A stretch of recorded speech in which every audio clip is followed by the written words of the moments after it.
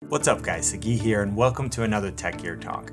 Today I'm going to walk you through the physical features and manual controls of the Canon SL3 aka 250D aka 200D Mark II. Okay, so we're going to get started by turning the camera on. We're going to use the dial on the top right. We can flick it to on, which puts the SL3 in photo mode. If we wanted to shoot video, we would just click it on to the next position with the icon of a video camera. We're going to go ahead and go back to photo mode for now. Next, we're going to start looking at the buttons and dials, starting with the shutter button, which has two functions. If you fully press the button, it will acquire focus and then take a picture. And you'll hear a little beep right before the picture is taken, letting you know that the camera has attained critical focus. Now, if you half press the shutter button, you'll only get focus, and then you can continue to press it all the way down to take the picture. And this is really useful in a lot of situations. For example, like if you need to slightly reframe your shot after getting focus. So you can go ahead and get focus by pressing halfway down. Then you can make slight adjustments while you're holding the button down. And then when you're ready, just press it all the way down and it will take the picture. Now this also helps prevent camera shake that sometimes happen when you press the button all the way down without first getting focus. Now next to the shutter button, you'll find the main dial, and this is the dial you're going to use to adjust many of the settings of the camera. This dial rotates left and right, and the functionality actually changes based on what mode you're in. So a few examples of settings that you're going to change using this main dial are shutter speed, aperture, and ISO. Next to the main dial, you'll see the display button. And by default, the LCD screen is going to be on. Now, depending on what mode you're in, you'll see your settings and or a live view of the scene. Now, if you plan on only using the viewfinder and you want to conserve some battery life, you can hit the display button and it will turn the display off. Now, to turn it back on, you just click this button again. Next to the display button, we'll find the ISO button, which will let us quickly select ISO speed settings. To use it, you just press it once, which brings the ISO display both on the LCD and in the viewfinder. You can then use this main dial to change the setting. Now, all the way on the left, you'll find the auto setting, which lets the camera adjust the ISO setting for you, or you can select an ISO setting manually, which is what I recommend. If you're not sure what ISO does, check out my How to Get a Proper Exposure tutorial, which I'll link up in the corner and in the description. I'm going to skip the mode dial for now. We're going to come back to it at the end, but right underneath it and to the left, you'll see the live view shooting and record button. If the power is switched to on, meaning that you're still in photo mode, pressing this button will turn the live view shooting. You will now be able to see the scene on your LCD display, and you can use it to see your settings, frame your shot, set focus, and see a lot of very useful information. Now when you press it, you hear the camera make a noise which sounds like you're taking a picture. Now this is perfectly normal. You're just hearing the mirror flip up and move out of the way of the sensor so that the LCD can show you what the sensor sees through the lens. If you want to turn live view off, you just press the button again. If your power switch is turned to movie mode, then the LCD screen is already on. And pressing this button will start and stop recording. So if I press it, it's going to start recording. And then if I press it again, it's going to stop. Now I want to give you a little pro tip here. You can actually set the shutter button to start and stop recording. What you do is you go to Menu, Function Settings, you're going to go to page 4. You're going to look for Shutter Button Function for Movies. You're going to select the option for Fully Pressed and then change it from No Function to Start and Stop Movie Record. I like doing this because it's easier to hit this button than the small record button on the back. Okay, moving on, next to the live view button, you'll see your viewfinder, which is obviously something that you're going to use all the time. This is an optical viewfinder, and there are times where I end up using it instead of the LCD. It's sometimes easier for me to block out distractions, and I can focus on what's happening in the scene. I also find that it gives me another point of contact with the camera, which keeps the camera more stable, especially when I'm using a longer lens. And then finally, if I'm shooting in really bright conditions, it's much easier to see the scene because I don't have to deal with glare on the LCD. Now, if for some reason the image in the viewfinder is not sharp, there's a dioptic adjustment knob on the top right corner which would let you bring the viewfinder into focus. Now, next to the viewfinder, we find the info button, which I use all the time. When you're in live view, the info button lets you toggle between different display options on the LCD.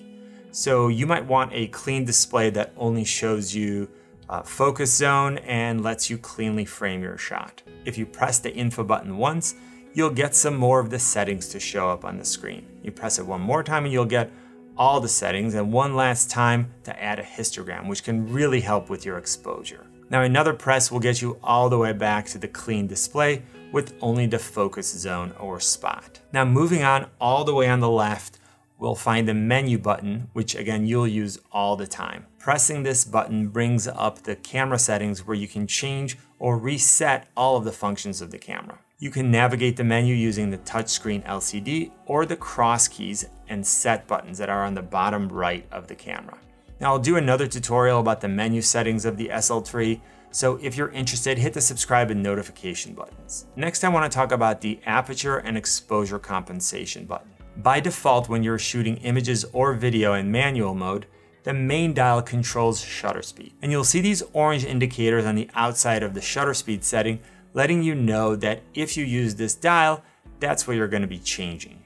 Now, if you want to change the aperture instead, you can hold down the aperture button with your thumb, which will move the orange indicator to the aperture setting on the screen. Now, while you're holding it down, you can use the main dial to adjust your aperture.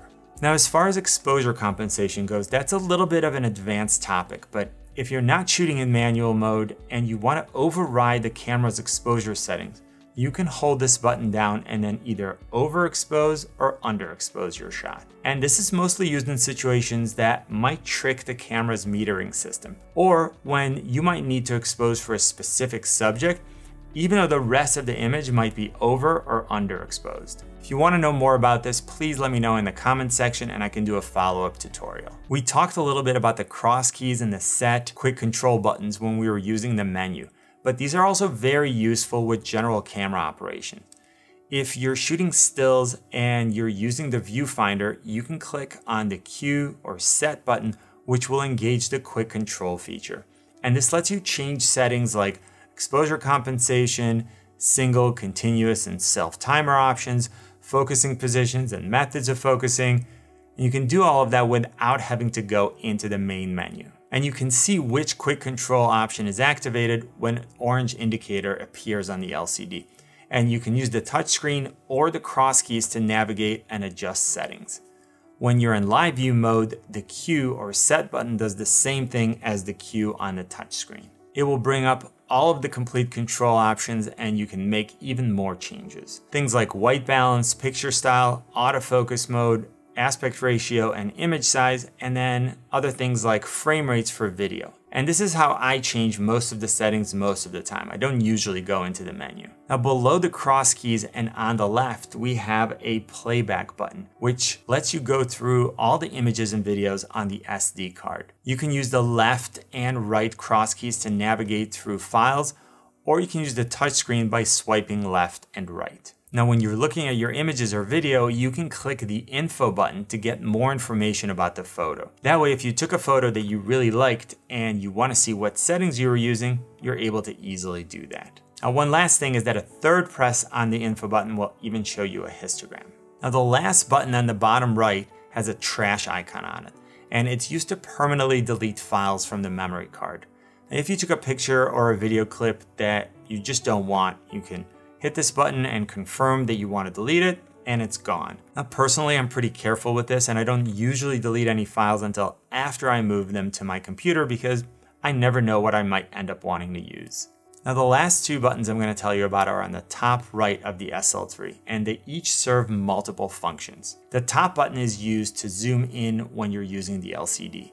So pressing it once will give you a 5x zoom, and then the next time you press it, you'll get a 10x zoom. This is a great feature if you want to use manual focus and make sure that you're absolutely nailing your focus. And if you're not using the LCD and you're taking pictures, clicking on this button will bring up the 9 autofocus points in your viewfinder, and it will let you choose between automatic select, where the camera picks the focus point for you, to one of the specific focus points that you might want to use. Now this is a great feature for photographing off-center subjects. Now the last button is used to lock exposure both with and without a flash. And I'm not going to go too deep into this feature because it's a little more advanced and can probably use its own video, but essentially it lets you tell the camera not to change the settings once you've locked in the exposure of the intensity of the flash, even if you move the camera and reframe your shot. Now this is a great feature, but it has very specific applications. Now finally, when you preview files, the top or magnify button will let you zoom in, and then the reduce button will zoom out. Now if you keep zooming out beyond 100%, we'll eventually get an index view where you can see multiple files. And this is great if you're looking for a specific image and you don't want to scroll one by one. I also want to mention that the flash on the SL3 doesn't have a release button like on the SL2. And you just use this little notch on the side and you can just pop it open. Next, I wanted to go back to the mode dial in order to cover some of the options. The mode dial has the basic zone modes and the creative zone modes. The basic zone includes modes where all you do is press the shutter and the camera will set everything for you. Now, the first option has an A+, which stands for Scene Intelligent Auto. You just point the focus point at the subject and shoot.